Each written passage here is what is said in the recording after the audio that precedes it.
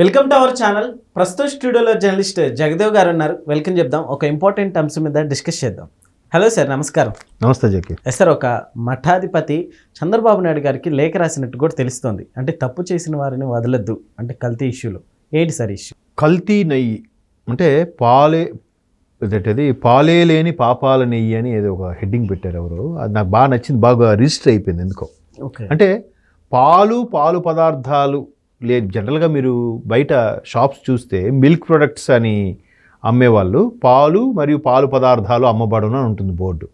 పాలు పదార్థాలు అంటే చాలా వచ్చేస్తుంది అందులోకి. పెరుగు, వెన్న, నెయ్యి, అదేంటది షిరిడి సాయికి ఇష్టమని పెడతారు చూసారు, కోవా, ఇవన్నీ పాలతో చేసినవేగా. సో పాలు పదార్థాలు, అలాగే కలాకండ స్వీటు, పాలు విరిగితే చేస్తారు కలాకండ స్వీటు కదా. సో అట్లాంటివన్నీ పెట్టుకొని ఎవరైనా అమ్ముతూ ఉంటారు, పాలతో చేసిన ఐస్ క్రీమ్లు. సో ఇవన్నీ ఉంటాయి. ఇక్కడ నెయ్యి, పాలు కంటెంట్ లేకుండా నెయ్యి, ఎంత దారుణం. సో అది దేశవ్యాప్తంగా ప్రపంచవ్యాప్తంగా రభస నడుస్తుంది. దానికి వైసీపీలో ఉండే ఇంటలెక్చువల్స్, వైసీపీలో ఉండే మేధావులు, డాక్టరేట్లు, డాక్టర్ చదవని పిహెచ్డీలే చేయని డాక్టరేట్లు ఉన్నారు చాలామంది. వాళ్ళు అడ్డదిడ్డంగా అడ్డుసుడిగా వాదించే వాళ్ళు ఉన్నారు పక్కన పెడితే. ఇప్పుడు దీని మీద చాలామంది మఠాధిపతులు, సన్యాసి దీక్షలు తీసుకున్నవారు, కొంతమంది సిద్ధపురుషులు, యోగులు కూడా దీని మీద చాలా ఆవేదన చెందుతున్నారు. కాకపోతే వాళ్ళకి ఆవేశపడకూడదు అని అంటారు. కానీ షడ్రుచుల్లాగా హరిషడ్ వర్గాల్లో అది కూడా కోపం కూడా ఒకటి కదా. కాబట్టి కోపం కూడా ఉండాలి. చాలామంది సాధువులు కోపగించుకునే సందర్భాలు కూడా ఉన్నాయి. సాధువు కదా ఇవన్నీ చెప్తాడు, కోపపడకూడదంటే అదిలా అవుతుంది. అన్ని రకాలు తినేటప్పుడు అది కూడా ఒక ఆభరణమే, అది కూడా ఒక అలంకారమే, కోపం అనేది కూడా. సో చాలామంది దాన్ని కవర్ చేయడానికి సాధువులు కోపపడకూడదు కదా, సాధువులు ఇది చేయకూడదు కదా, దానికి రూల్ ఉందా? వాళ్ళు కొన్ని త్యజించేసి ఉంటారు, అంటే విడిచిపెట్టేసి ఉంటారు. సంసార జీవితము లేదంటే కొన్ని రకాల అలవాట్లు ఏవో త్యజించేసి ఉంటారు.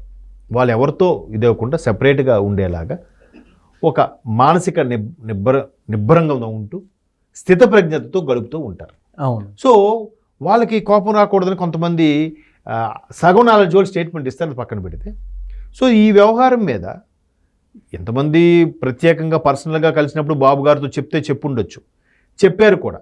కానీ బాబు గారు దాన్ని పబ్లిసిటీ చేసుకోవాలని పలానా స్వామి అన్నారు, ఈ స్వామి ఇలాగ అన్నారని చెప్తా బాబు గారికి ఇవన్నీ స్వామీజీ చెప్పాడా, ఇది మతపరమైన రెచ్చగొడుతున్నారని ఏవో మాట్లాడతారని ఆయన ఎప్పుడు చెప్పలే.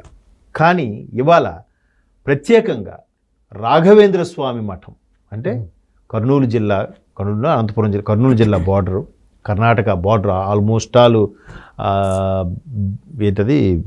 బీదర్ కాదు, రాయ్పూర్, కర్ణాటకలో ఉండే రాయ్పూర్కి వెళ్ళే రోడ్లో ఉంటుంది బార్డర్. అది మంత్రాలయంలో ఉంది రాఘవేంద్ర స్వామి మఠం, శ్రీ గురు రాఘవేంద్ర స్వామి మఠం. గురు రాఘవేంద్ర స్వామి ఆయన ఒక పరమ గురు పరంపరలో ఒక వ్యక్తి. ఆయనకి తెలుగులో కన్నా తమిళనాడు, కర్ణాటకలో విపరీతమైన భక్తులు. ఆయన ఇప్పటికీ బృందావనంలో వెళ్ళిపోయి మహాసమాధి అయిపోయి సుమారుగా ఒక 400-500 సంవత్సరాలు అవుతుందేమో నాకు తెలిసి. ఇప్పటికీ ఆ బృందావనం పలుకుతుందంట. ఆయన పలికిస్తారు ఏదైనా అపశృతులు జరిగినా ఏమిదైనా కూడా. సో ఆయన మహాసమాధి అయినప్పుడే రాబోయే 800 ఏళ్ళ వరకు నేను ఈ బృందావనం ద్వారానే స్పందిస్తాను కూడా ఆయన మాటిచ్చి వెళ్ళిపోయారు శిష్యులకి. సో అటువంటి రాఘవేంద్ర స్వామి మఠానికి ఆ పరంపరలో ప్రస్తుతం సుబుధేంద్ర తీర్థ శ్రీపాద అనే స్వామీజీ ఉన్నారు. ఇప్పుడు చూడండి, శృంగేరిలో శంకరాచార్యులు వారు పెట్టిన పీఠం ఏదైతుందో దానికి పరంపరగా ఇప్పుడు విధుశేఖర భారతి స్వామి. సో ఇది అలాగా శృంగేరికి, అక్కడ శృంగేరిలో ఒక పీఠం, అలాగే కంచిలో ఒక పీఠం. ఆ పీఠాలకి పీఠాధిపతులు ఉంటారు. పరంపర అది కూడా ఎలా అంటే అమ్మవారు కలలో కనపడే వాళ్ళు నిర్ణయిస్తుంది.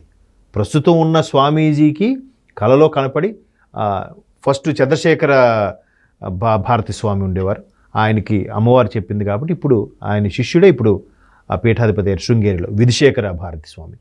ఇక్కడ సుబుధేంద్ర తీర్థ శ్రీపాద వారు ప్రస్తుతానికి మఠాధిపతి. ఆయన స్వయంగా బాబు గారికి లేఖ రాశారు.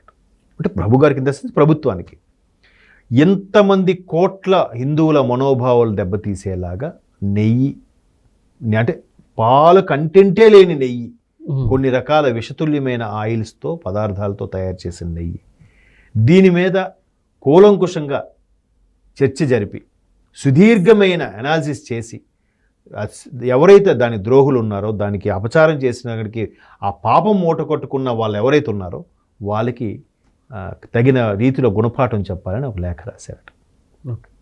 సన్యాసులకి వాళ్ళకి ఏం పని అని అనుకోవచ్చు. బట్ జరుగుతున్న ఇన్ని రోజుల్లోకి ఆయన ఇప్పుడు లేఖ రాశారంటే అది కూడా ఒక వార్తా సందేశం వాళ్ళ గురువుల నుంచో, లేదంటే వాళ్ళకి ధ్యానంలో కూర్చున్నప్పుడు స్వామివారు చెప్పడమో, ఇట్లాంటి కొన్ని ఉంటాయి. మీరు అబ్జర్వ్ చేయండి, పెద్ద పెద్ద సిద్ధులు, యోగులు వాళ్ళు ఏదైనా ధ్యానంలో నాకు ఒక మాట వినిపించింది, అందుకే నేను ఇక్కడికి వచ్చానని చెప్తుంటారు. మీరు అబ్జర్వ్ చేశారు లేదు? ఎందుకంటే మీరు శృంగేరి పీఠం గురించి టాపిక్ వచ్చింది కాబట్టి, ఆయన ప్రస్తుతానికి విధుశేఖర భారతి స్వామి వారు ఇలాగే ఒక గోశాలకు వెళ్ళారట. స్వామీజీ మీరు రావాలి అంటే వెళ్ళారు. వెళ్తే అక్కడ ఒక ఆవు దూడని కన్నది. అయితే ఆ దూడ కన్నప్పటి నుంచి ఈ దూడ ఏం తినట్లేదట, ఆవు కూడా ఏం తినట్లేదంట. ఓకే. సో ఈ స్వామీజీ వెళ్ళి చాలా ఆవులు ఉన్నాయి అందులో, సరిగ్గా ఆ ఆవు దగ్గరికి వెళ్ళి ఆ ఆవు గంగడోలు ఉంటుంది కదా, దాన్ని ఇలా పామారంట. ఈలోగా ఆవు కన్నా దూడ ఉంటుంది కదా, ఆ దూడ చెంగుమంటుకు వస్తే ఏంటి ఇది ఇన్ని రోజులు కదలలేదు స్వామి, ఈరోజే కొంచెం నడుస్తుంది అని చెప్పారంట. అవునా అని చెప్పి ఆ దూడని ఎత్తుకొని ఇట్లా నిమిరి వదిలితే ఒక్కసారి పరిగెట్టిందంట. అంతవరకు కదలిన దూడ వెంటనే తల్లి కూడా అప్పుడే పేడ వేయడం ఇవన్నీ చేసిందంట. ఆ తర్వాత నుంచి తల్లి గడ్డి తినడం స్టార్ట్ చేసింది, బిడ్డ కూడా ఆ ఆవు పొదుగు నుంచి పాలు తాగడం స్టార్ట్ చేసిందంట. మరి ఒక స్వాములకి అది ఎలా తెలిసింది? ఇది కల్లారా చూసిన అనుభోగ్యం చూసిన వాళ్ళు కొంతమంది చూసి చెప్పారు ఇది. సో అట్లాగా పీఠాధిపతులకి మఠాధిపతులకి కొన్ని అతీంద్రియ శక్తులు ఉంటాయి. అవి సామాన్యులకి ట్రాష్, అదేదో అక్కడ వచ్చింది ఆ రోజు ఏదో డైజెషన్ ప్రాబ్లం అయింటుంది, సైన్స్ కదా అంటే పూర్తి మళ్ళీ డెప్త్గా అడిగామనుకో ఇట్స్ ఎ మిరాకిల్ అంటాడు. Can you define that miracle చెప్పలేడు. అలాగే ఇక్కడ ఈ సుబుధేంద్ర తీర్థ శ్రీపాద వారు ఏదైతే లేఖ రాశారో ఖచ్చితంగా ఆయనకి ధ్యానంలోనో లేదంటే ఆయన పూజ చేస్తున్నప్పుడు స్వామివారు బృందావనం నుంచి చెప్పారేమో, అందుకే లేఖ రాశారేమో. లేదంటే వాళ్ళకి ఇట్లా దేశంలో ఎన్నో జరుగుతున్నాయి కదా, ఎన్నో జరుగుతున్నప్పుడు దీని మీద ఎందుకు లేఖ రాయాలనిపించింది?